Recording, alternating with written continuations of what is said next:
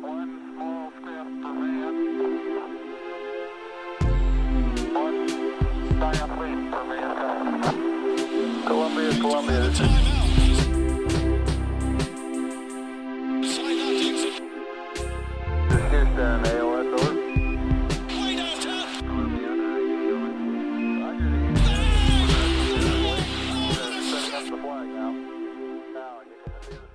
What's going on, folks, and welcome to a slightly downtrodden episode of the Knicks Wall podcast. It is the playoffs. It's a playoff edition podcast, which, of course, we are happy to finally be doing, but not the circumstances maybe that we hoped for after game one, you know, to kind of kick off our 2021 playoff run here. So joining me is my co-host, as always, Mike Cortez. And today we got on Quentin Haynes. So what's going on, boys? What's up? I'm all right. Yeah. So Mike, I'm going to throw it right to you right away. I mean, we have no talking points. We're just hopping right in, initial reaction. So Mike, let's get yours. Tough loss. What's on your mind, buddy? I know it's a 7-game series. This is our first time in a while getting used to these. So I know game one is kind of like the opening round of a boxing fight. So you're kind of seeing what the other team's doing while also trying to win the game. So I kind of want to temper my anger at some things, but there were just moments where I feel like this whole loss could have been avoided. Elfrid Payton shouldn't have played 8 minutes. He shouldn't have played any minutes.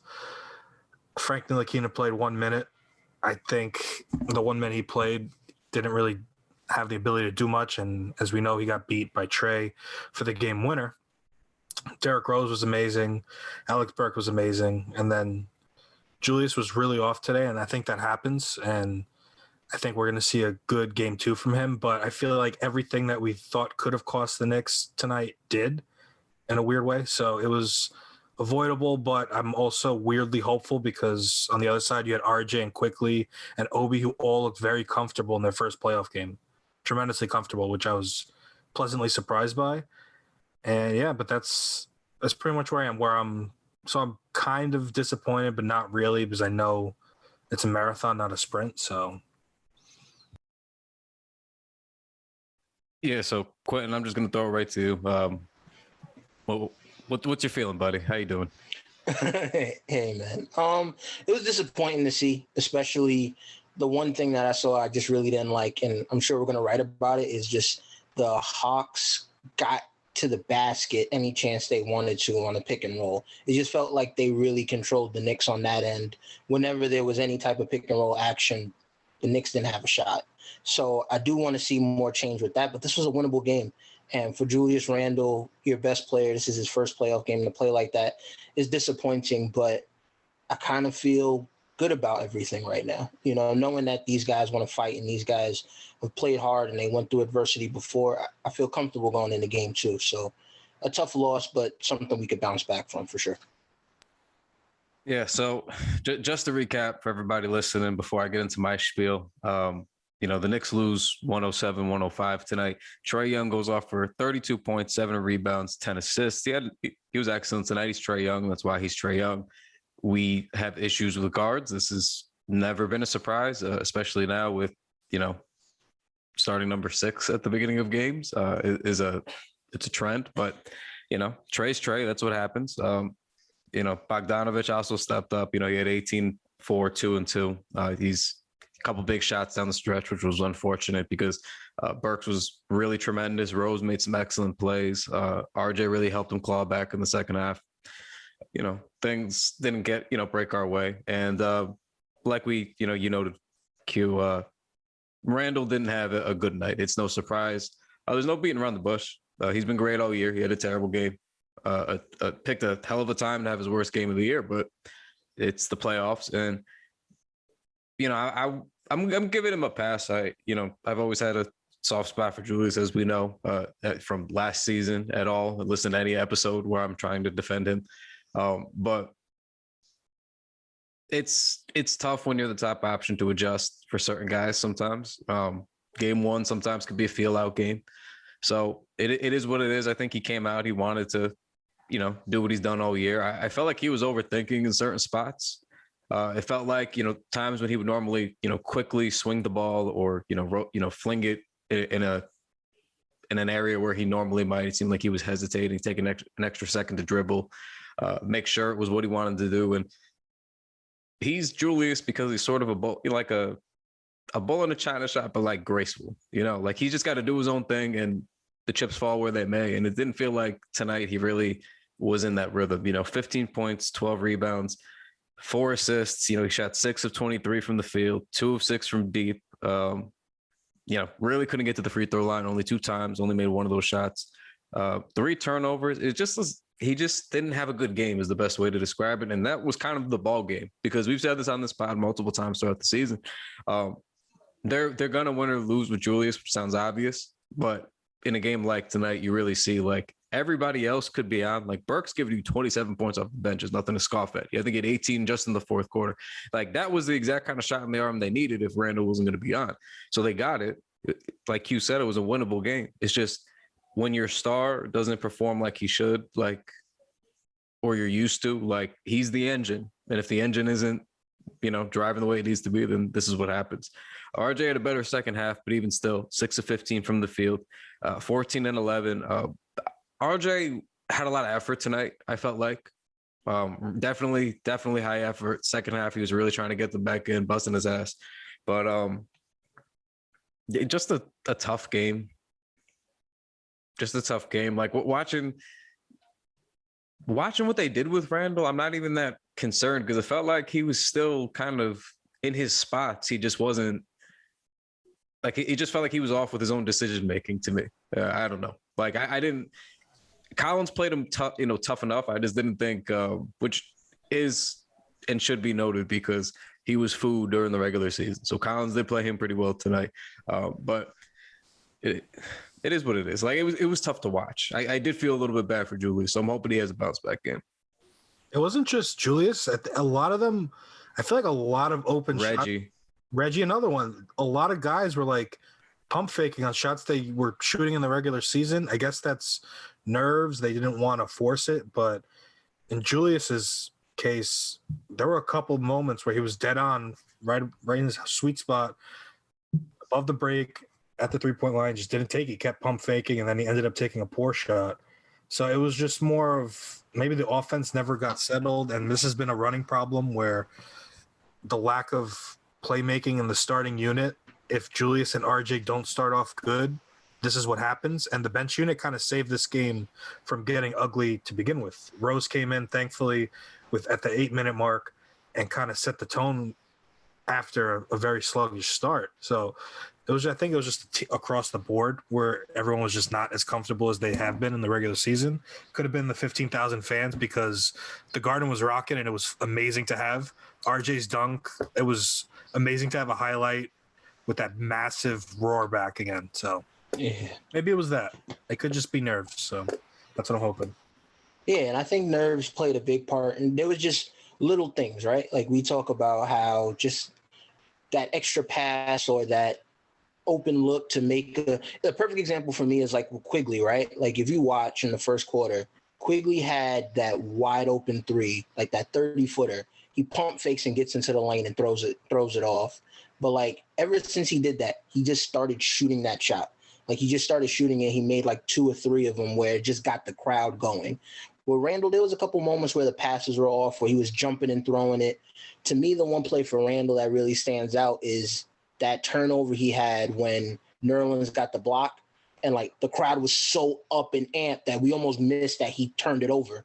And it's just like once they get those jitters out, I think they'll be fine. I think game 2 is going to be an interesting game from the standpoint of like I feel like the Knicks could win by double digits in the second game. Like I feel like they can play right, especially on those non-Capella minutes. Like they need to get uber aggressive in those non-Capella minutes and just attack the basket because Danilo Gallinari looks like he's playing on one leg. And John Collins, even though he had a good game defending Randle today, I still feel like you can attack him. So I really want to see them get aggressive. Derrick Rose, Alec Burks, RJ, just all get aggressive and start attacking the basket during those non-Capella minutes. Yeah.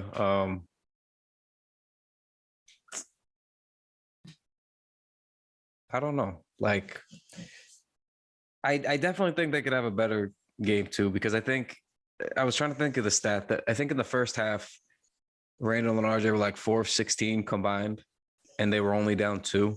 Like they won, not one. Yeah. They came close in spite of those guys struggling. And normally, definitely both of them aren't struggling throughout the season. Normally, it's been one guy or the other, typically. So having them both be off and they only lose by 2, it's like not really the worst case. They're not going to be this bad the entire series, right? Like that was about as bad as it's going to get for them shooting.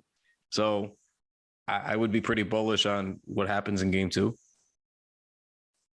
Just unfortunate what happened tonight. Yeah, we've seen Randle do this before. When he played poorly against the Mavs in the regular season. I know regular season and playoffs are 2 different stories, but the point remains he usually bounces back when he has a bad game like this, and he knows he had a bad game. So I think that's going to naturally fix itself. I'm more worried about the moves that could have been made that weren't, and I'm really worried about Noel because he left the game in the fourth quarter grappling, looked like his ankle or Achilles. He didn't come back. If he's out, I don't know what the plan is down low because they did need Noel tonight. And Taj played well. He had a really nice rebound that helped Rose tie the game at 105. But if Taj is starting, and that rotation is really thin in the front court. Yeah, I mean they're already thin.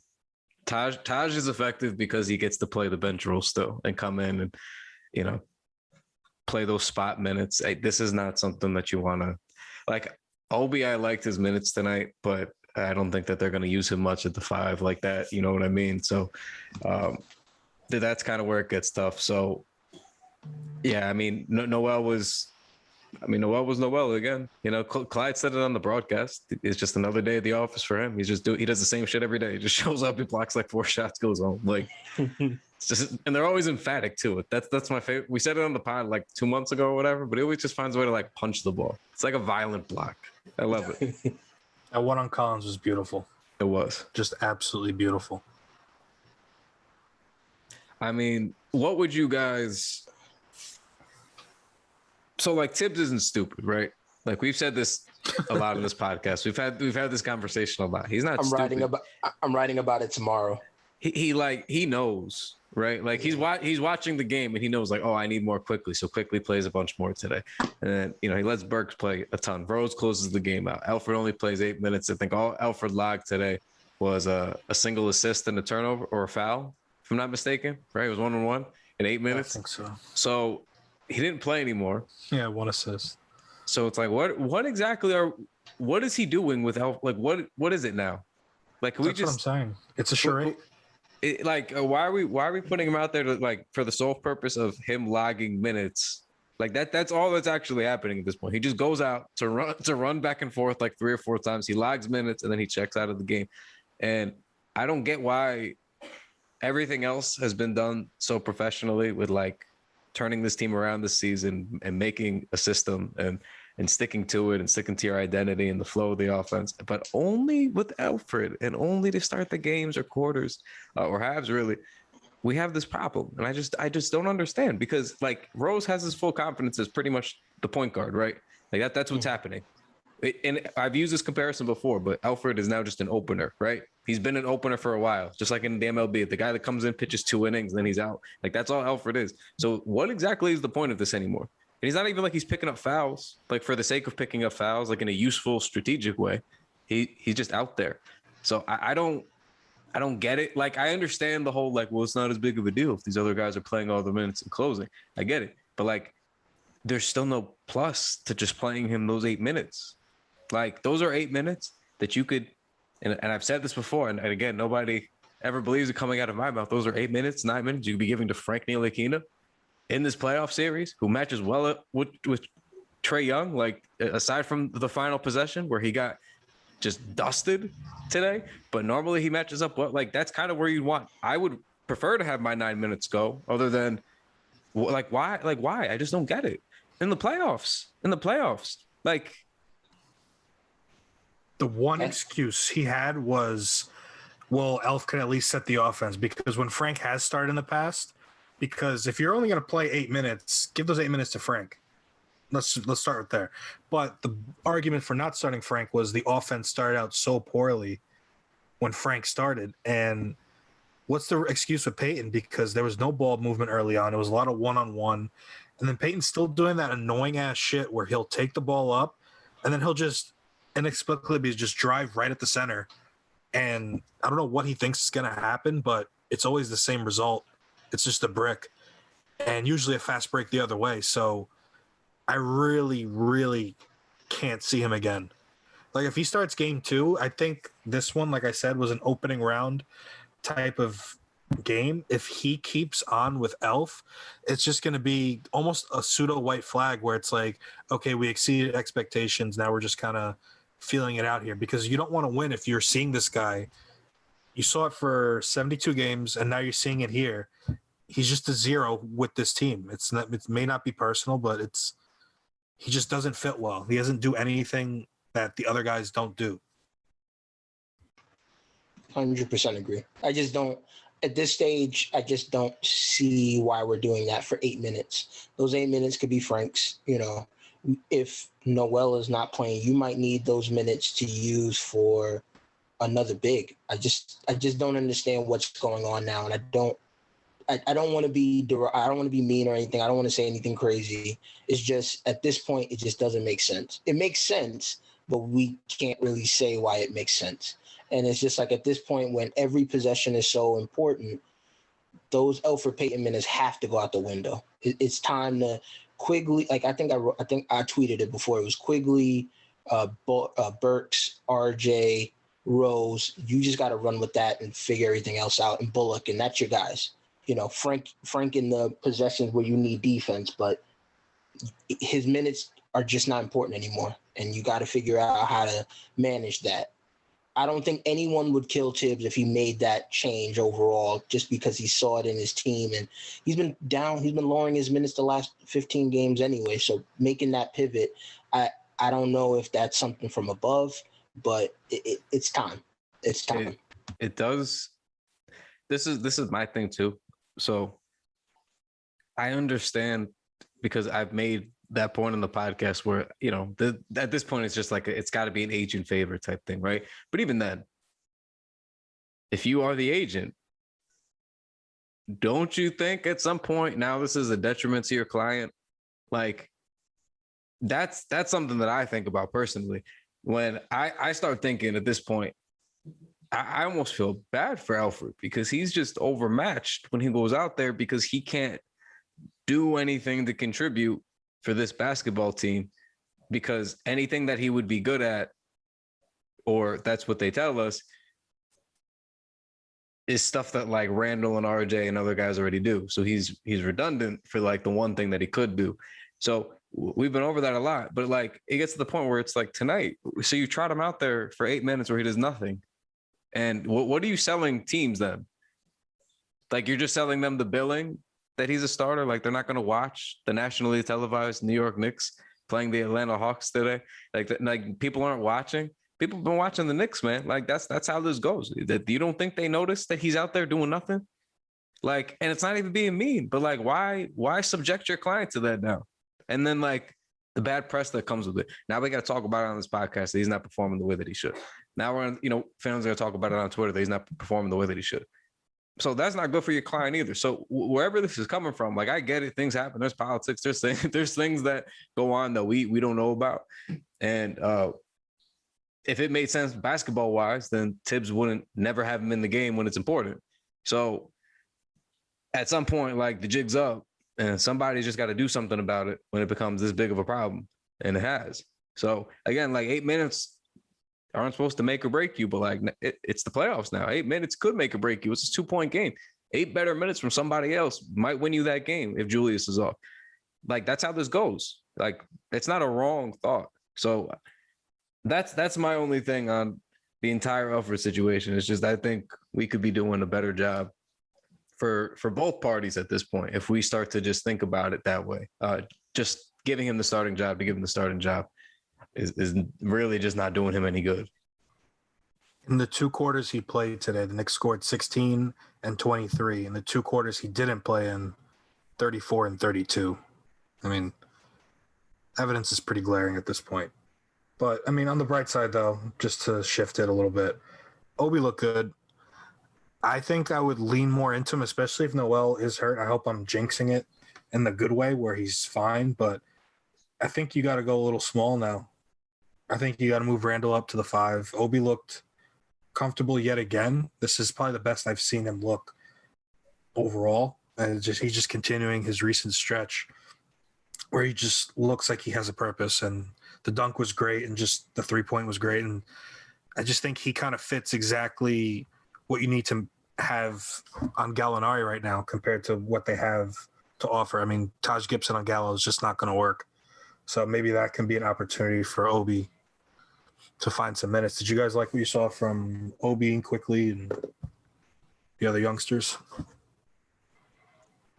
Yeah, I loved Obi's minutes. I almost wanted him to play more because Randle wasn't playing as well tonight. But Obi's done a good job. We've talked about it this last 2 months or so, closer to 3 months, where he's sort of they don't use him the right way always for what they drafted him generally, I assume, to be. But he's found a way to just fit in. He moves without the ball better now. He finds those little pockets of space. He's getting clean looks up. Even if they close out on him now, instead of just hoisting up something contested in a rush like we saw him do earlier in the year, he's a little bit more patient. He's not afraid to put the ball on the floor, take a step in. Seeing him get up and on the floor for, that dunk was just beautiful. So, again, limited minutes, limited things that he did, but I'm enjoying that even when they really have done him no, great favors with the play style and not really running him pick and rolls and things like that and getting him more vertical attacks. I think he's done a good job of finding ways to fit in and be impactful, which that's part of development too, which, I mean, it's not maybe as ideal as we might want it where we're playing to a player's skill sets, but the fact that he's been able to respond to it is still good nonetheless in my book. So I thought he had good minutes. Hopefully he's ready for more if they need him to be, but I'm at least giving him the benefit of the doubt. If he plays more minutes, I would be hopeful. I like that. And Quick did his job off the bench again. Comes in, hits some deep threes, becomes a threat. The floater was working. So drew a couple fouls. I think he needs more minutes, obviously. I'm always going to advocate for that. All of us have been and probably will continue to do so until it happens. But I think you got to be pretty happy with what you saw from 2 rookies in their first playoff game in front of 15,000 people too. Yeah, they just seemed comfortable, and I love that for them. That Quigley was taking those threes with no issues, and Obi got that dunk and was up. He was ready to go. He was excited. So I'm happy to see both of them play and both of them get those minutes, especially in the playoffs. I think Obi's defense was a little bit scary in the beginning, but you can see in the last times they kind of targeted him, he kind of got it. So I agree. I think we should give both of them some more minutes and see how that goes. You know what annoyed the shit out of me? Trae Young didn't shoot his first free throw till 6:43 left in the game. How many free throws do you think he finished with? 10. 9. I just feel like the refs kind of just completely I don't think the Knicks guarded him any differently than they did the first however minutes before then, and I feel like the refs kind of switched that shit up. I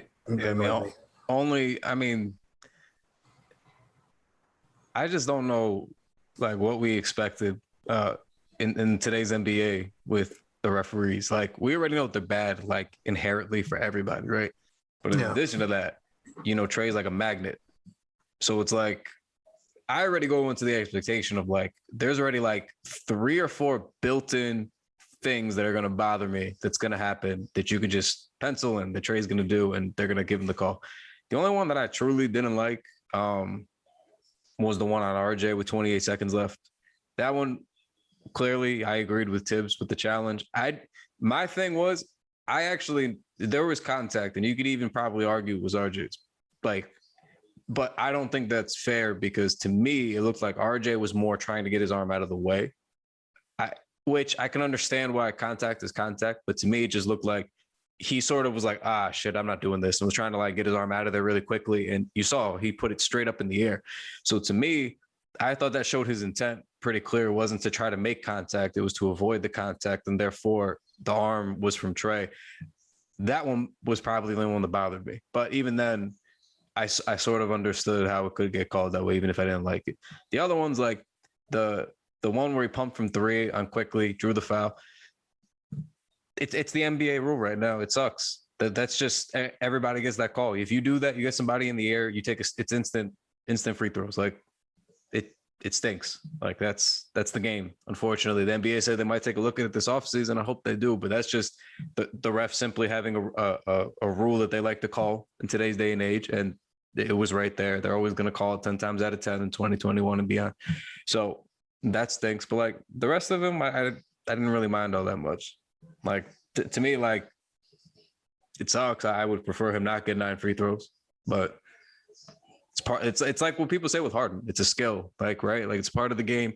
You figure out how to bait the refs. You figure out how to make it work for you. You figure out how to get to the line. Very efficient shot, obviously one of the most efficient in basketball. Times that, stopped. Like it's an optimal situation for you offensively if you could figure it out. He's really good at it. It stinks. That's why this playoff series is going to be difficult. Nobody should have been expecting a cakewalk. I know we joked a lot about the whole Hawks are food. So really we're talking to ourselves here, but this is part of it. If Trey goes off and he does some of these things, like that's how he can control the game. Yeah. And I at first I thought the game was, I hate saying it this way because it sounds like negativity, but I thought the game was called really well in the beginning because no one was getting calls. It felt like everyone was just playing tough and then it was just going back and forth. But like you said, to see Trey get those late opportunities is frustrating because it's coming. And it's like there really isn't a way to stop that, especially once he starts getting those calls. It then becomes a cascade of calls that you kind of have to call because of the previous referee's decision. So it's frustrating, but I think the Knicks still had a chance to win that one. So next game you get in there, maybe Tibbs puts Frank in maybe a possession or two early. Maybe you try to find a way to properly double him before you can, he can get to the rim. But I'm cool. It's fine. Yeah, I'm surprised they didn't double Trey because late in the season, it felt like Tibbs was starting to just sell out to beat the other team's star player and force the role players to beat them. I feel like they didn't do that as much tonight. And, I mean, Bogey did hit some daggers, so maybe it's a good thing he didn't. But I was a little surprised that they didn't double team as hard. Even if it was what the Hawks were doing to Julius, where they were kind of just preventing those drives to the rim. I feel like the Knicks just didn't play well in that pick and roll.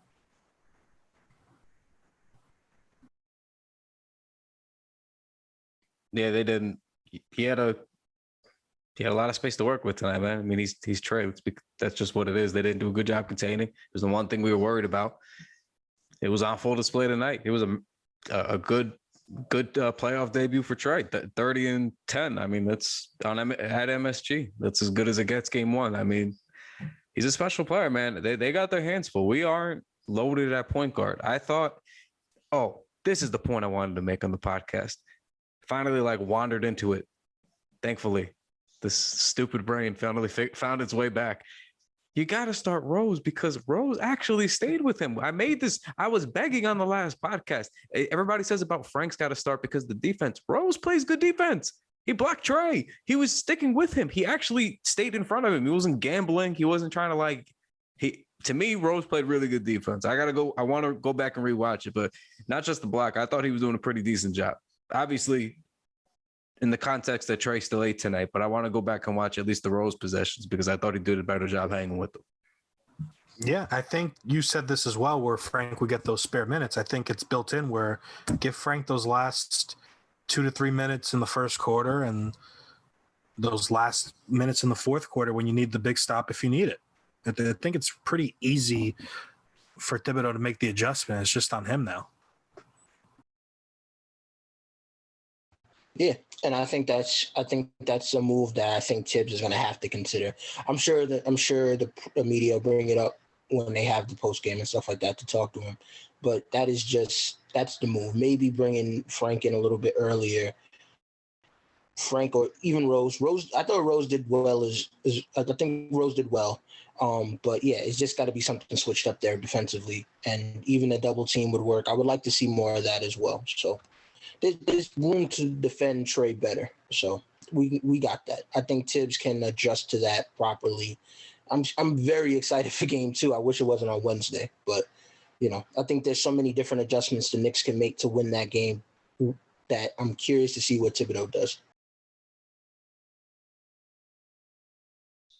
I don't even think they're far off, man. Like Reggie had a bad game. Randle had a bad game. RJ didn't shoot well enough. Otherwise, had a pretty decent game. Like they lost by 2. You actually like it. I don't agree with this whole everybody. At this point, everybody's making big surprise. I don't agree with the pro Frank point tonight, but everybody's saying that well, Frank needed more minutes or whatever the case may be. Maybe I've said he should get Alfred's minutes. I don't care. I don't want Alfred to ever play in a basketball game, especially not for my favorite team. But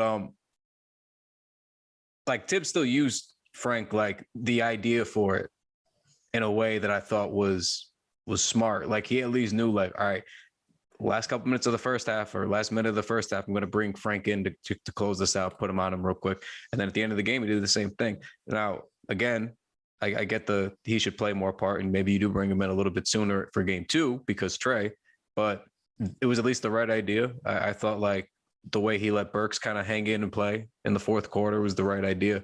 Rose, obviously, the right idea. The way he used Quickly and Obi, mostly. I would like to see him a little bit more, but still, I thought he let them play pretty free. So I was mostly on board. It's just this Alfred bullshit's got to stop, man. Like I'm so tired of talking about it on this podcast.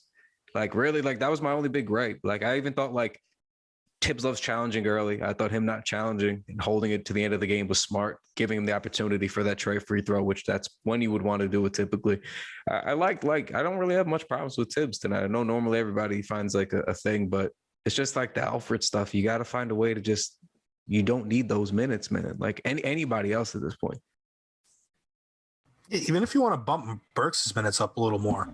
Right now, I think he was at 27 tonight. But if you want to put him over 30, I mean, that guy down the stretch, he was phenomenal again. It's just been all season where he's their best tough shot maker. And if you want to choose to bump his minutes up, Rose paid 38, Gibson 24. Yeah, Burks 26. I would bump him up a little more then. If you don't want to, those are 8 minutes that you could easily split between Burks and Quickly if you're really not in on Frank. What did he play? 10 guys tonight? 11 guys tonight? Yeah, he played 1, 2, 3, 4, 5. Yeah, 11. It's the fucking playoffs, man. We don't need 11 guys out there. And I get like Frank only played like a total of a minute. He played a minute, yeah, in both. But it's like you only need like 9 dudes out there. It's the playoffs. Like you don't got to be D'Antoni with like 7, maybe 8, but like you don't need 11 either. You don't need 10, 11. Like we could tighten this thing up a little bit. Like you just said, there's more minutes to go around. I would much rather Alec Burks have the basketball in his hands more in this basketball. Like he's been on fire to close this season. Why wouldn't you want to give him like 2, 3 more minutes a half to just like do stuff? Like seems like a good idea to me. What you don't even have to use him as the point, but like he clearly is on or off ball. He had 4 assists tonight too. He's just a good, smart player. Like offensively, he just gets it. Like just play him more. Like there's like no downside to him being on the floor for as long as he could be. Yeah, and I thought both teams were kind of weird with their rotations to start this because like Trey Young sat like a crazy amount in the second quarter when the Knicks were just attacking the basket and everything. It just seemed like they were leaning on Tony Snell, and like I was like, what's going on here? So I wonder if that was just both of these teams realizing that their guys had like 6 days off, but cutting it back and getting your best 8 or 9 guys out there is probably the way to go moving forward. It's weird now that the Noel injury may throw that off, but hopefully it doesn't.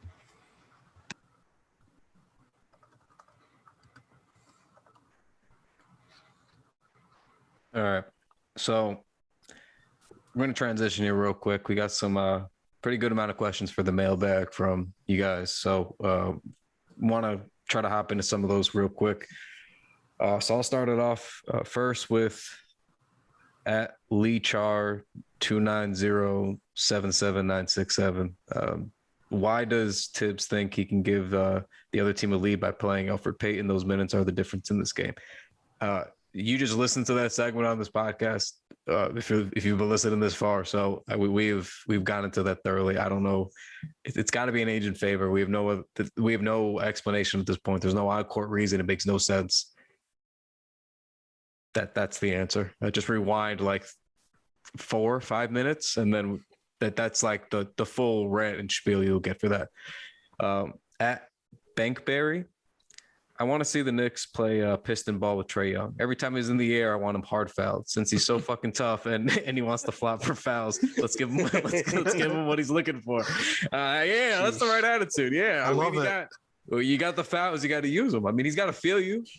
Clearly, if they're calling the ticky-tack stuff, then yeah, I mean, toss him around a little bit. I'm not advocating for full-on violence, but I mean, one clothesline isn't going to kill him. Oh, that's a tremendous question. No, I agree. But this is kind of why I wanted Frank, though. I mean, Frank is a good defender, but he's also very handsy, and he can annoy you if you're not in the mood for that type of shit. So that's another reason to want Frankie. Yeah, just play him tough. Get him away, get him when he catches, get it on the catch, and make him feel you from the minute he touches the ball on, and then you can go from there.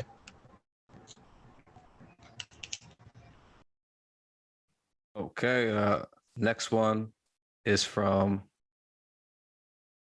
our guy KJ Kofi Amankawa Jr. I hope I didn't butcher it. That was the first time I read it, not on the internet, buddy. I'm sorry. He said, why is Tibbs allergic to playing small ball against the Hawks? I feel like Randle could have gotten going playing some small ball 5. Also, why does he always act late on having a bigger guard like Burks or Frank defend Trae Young? As for the latter, I don't know. We just try to get into that. It's the right idea, but like it's a little bit too late sometimes. Like just go to it like a minute and a half earlier, even like just any earlier for the most part. I don't get that. The small ball 5 thing is just more like a general season long question. I thought one of the appeals to signing Randle was that, like, to me, he was never just a power forward. To me, when you signed Randle, you signed a guy who does like the dual role, and you could do both of those things because he had been doing that his entire career. So I assumed that was going to be the case here. It hasn't been, which is sort of unfortunate. Because I agree. I think that's a way that you get a different look where Randle's probably as strong as the centers, but he's going to be quicker than them, just a little bit smaller typically, which that's the small ball. That's how that works.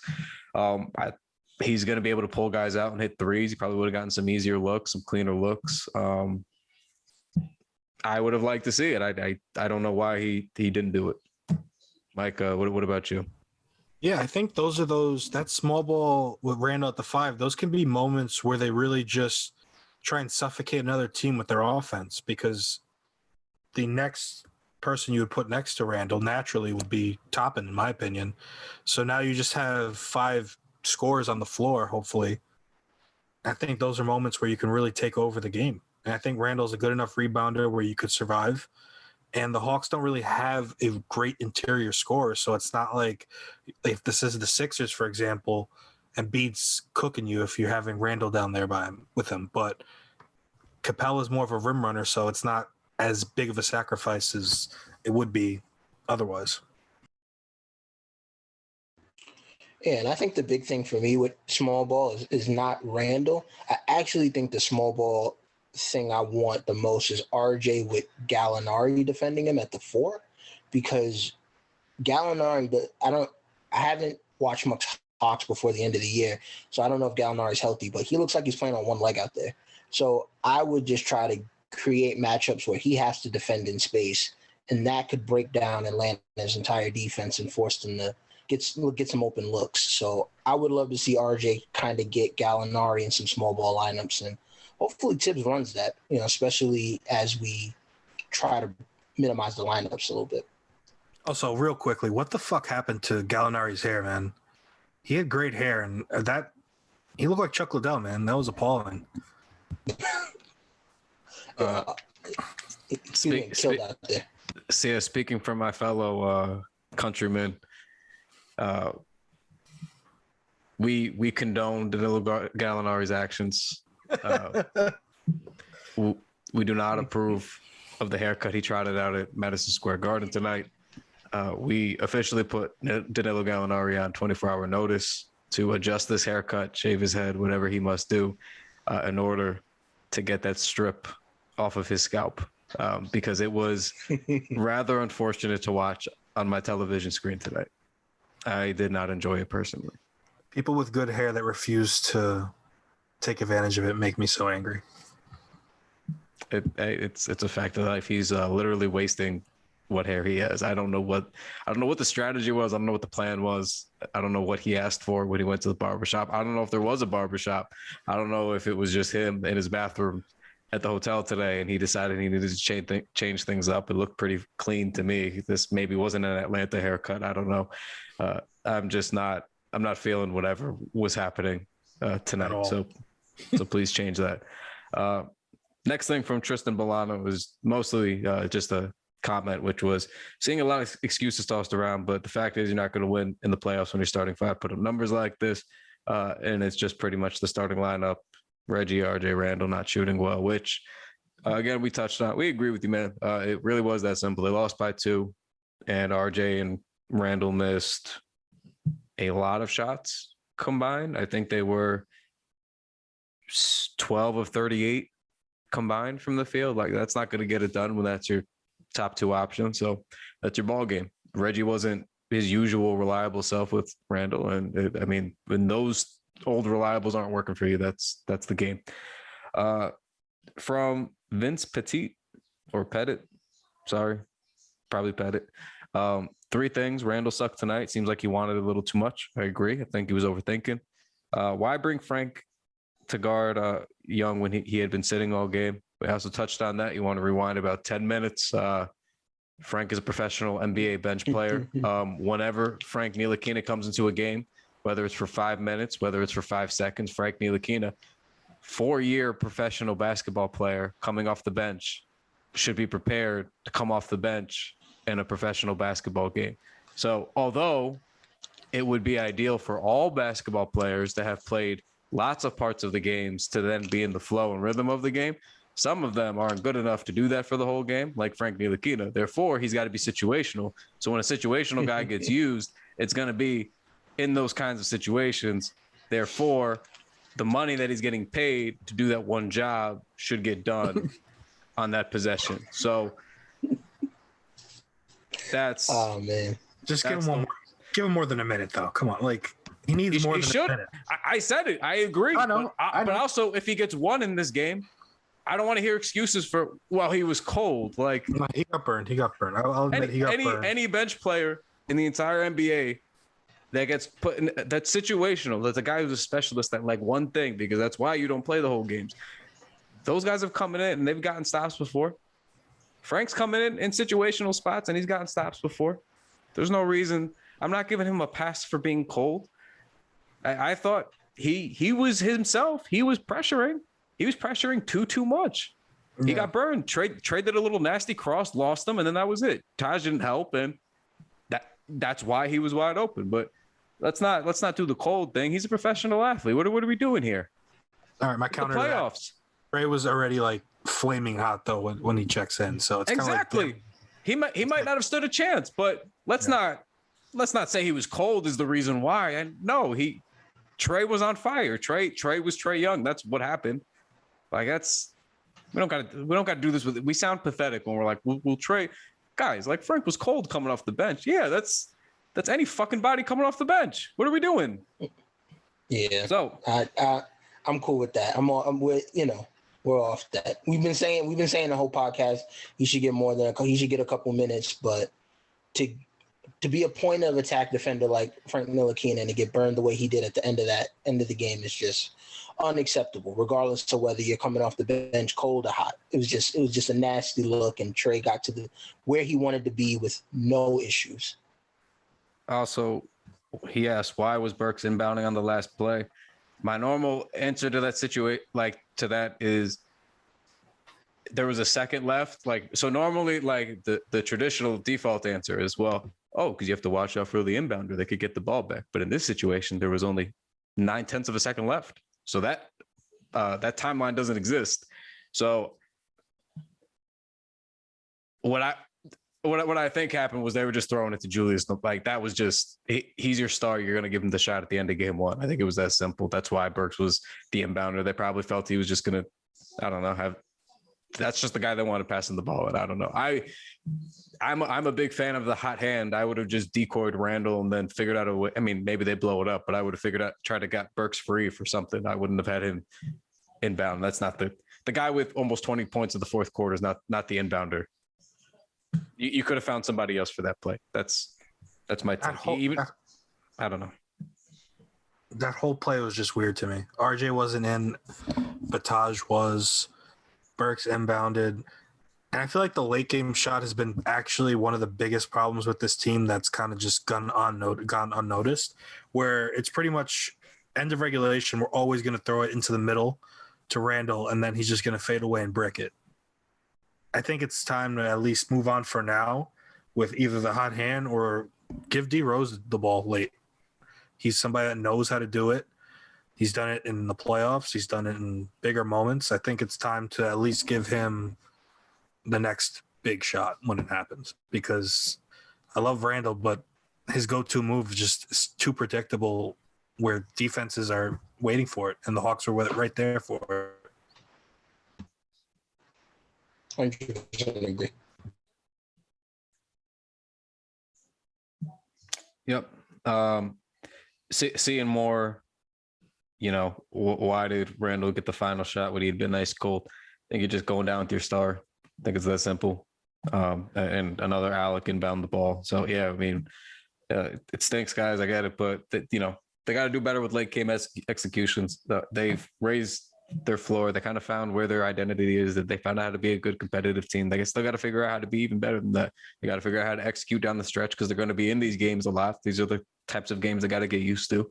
So, I mean, not making excuses, but because this is the same thing for Atlanta too. They're also a young team, but you're figuring out how to get by in these playoffs now. So I think with Tibbs too, it's a learning experience, and hopefully they adjust for games 2, 3, and everything else the rest of the series, because they've typically been a pretty resilient team. I just don't know, they just weren't good tonight, in some areas. We got another question here from @drumluck87. I know it's the main thing people are going to discuss, but those last 2 foul calls on Trae Young were the difference down the stretch. How can the Knicks defense deal with the player who can drive to the basket with such confidence, because he knows he'll usually get a call? So, Q, thoughts? Just stop him on the catch and even throw a double at him. The Knicks should be able to throw a double at him, especially when you got guys like Derrick Rose and Reggie Bullock double should be able to stop Trae Young. Just stop him from getting him to the basket, get him on the catch, make him take an extra second or two, and you should be good to go. Yeah, can't agree more. From our boy Drew, shout out Drew, joined TKW. So, good time for the gang, good time for the brand. Very happy to be bringing Drew in. But that's at Sky Drew _ You want to give him a follow, but he gave us the question: who would you play over Taj in game 2? Mike, I'll lob it up to you. Obi, I think, and this goes back to our small ball conversation. I think you can get away with playing Randle at the 5 in this series. I think they should take advantage of it. And Obi looked comfortable today, and I think he's somebody that, like I said, matches up well with Gallinari. I think try it. What's the worst thing that can possibly happen? Yep, I think it's Obi. Just give him those minutes, figure it out, and go from there. And then if it doesn't work, you could pivot from there. But I think Gibson should remain on the bench, should be that energy, should be that veteran that comes off the bench, gives you good energy minutes. I think anything above like 15 minutes, you're really pushing it with Gibson. Yeah, I generally agree. You don't want Taj out there too long. His value is in those high energy spurts that he gives you. Anything else, I know that he's a scrappy vet. I'm sure maybe he might even surprise us in somewhat extended minutes, but it's not something you really want to bank on or even, risk when the stakes are this high. And these are very evenly matched teams, folks. Like, the Hawks have a very good offense. The Knicks have a very good defense, and they both do just enough of what they do well to get by. And this is going to be the story of the series. It's going to be how much can we slow them down and how much can we win our way. So, it's going to be tough the entire way here, but yeah. Someone said, why is Tibbs a good coach until the last minute? Always runs a terrible play. Last possession of the Knicks never score on those. You got me, man. I don't know why his out of timeouts aren't up to snuff. I don't know if he has good out of timeouts and the team isn't executing them as cleanly, but they seem to be pretty well coached. So I don't really buy that. I would more think that maybe his plays aren't that good, because I sort of agree. I mean, we sort of just end up kind of dumping the ball in, and it's just like a halfway contested shot someplace. That's been most of the season. Sometimes they make them because that's just what they've done this year, is make a lot of tough shots, but it doesn't really seem like anything that's like how many cleanly constructed clutch situation like inbound plays have we seen this season? Like off the top of your head.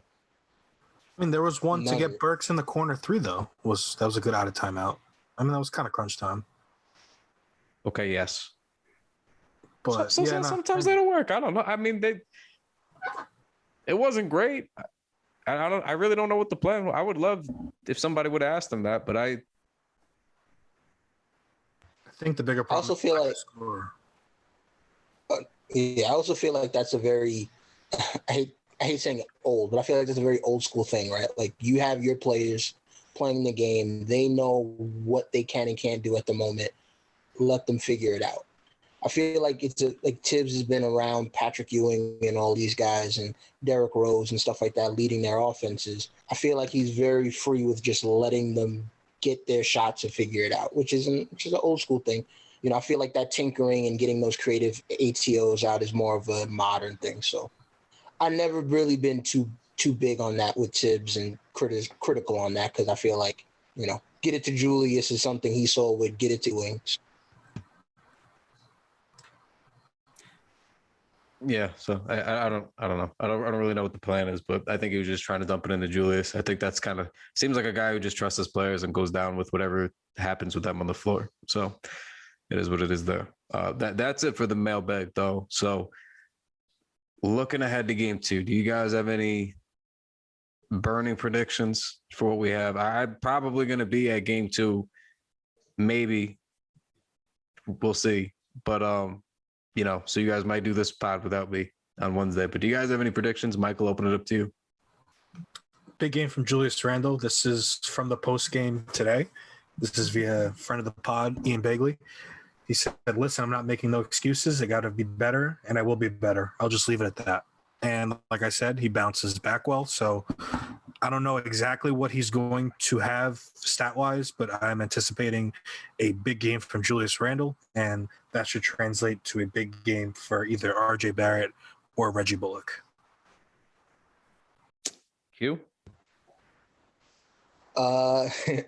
I got the Knicks by double digits. I think Julius has a big game. I think RJ has an even better game. I think the Knicks are going to use the momentum from game 2. They're going to use the anger they had from game 1, and they're going to recover. I don't want to call it, but I'll say Julius Randle finishes with a triple-double game 2. Q, I love it. I like that. I think RJ definitely has a 20-point game. I don't know. I hate to put these specifically someplace, but I think he gets a 20-plus point game, like a nice 25-5 type of, all around RJ game, because he knows he's got to bust his ass now after they felt that out game 1. Now he knows what he's got to do. That's always been my RJ fallback. So I'm going to go with that again, and I think he's going to prove us right. Randall's not going to stink it up again. He's just not. I don't know what he's going to do. I don't know how he's going to do it. I'm not going to go as far as saying a triple-double, but I do think he gives us a like standard Randall 25, 10, and like 5 type night. I think he kind of – the shooting maybe might still be a little bit off. It's the playoffs. I'm not going to I don't care about the efficiency, to be honest with you. Like when it's like 6 of 23, I care. But like I don't care if he might be a little bit off in game 2. Like as long as like you're generally getting the job done, like he should be taking a lot of shots. He's Julius Randle. He's earned it. He's had an all NBA season. So he should be shooting a ton. But I think he gets it. I think he gets it done. That's my. I think they win game 2 at MSJ. I don't think there's any way that they lose game 2 at MSJ. I would be stunned if they lost both, to be honest with you. But I think I think they bounce back.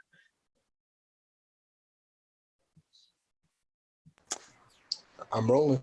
I'm with it.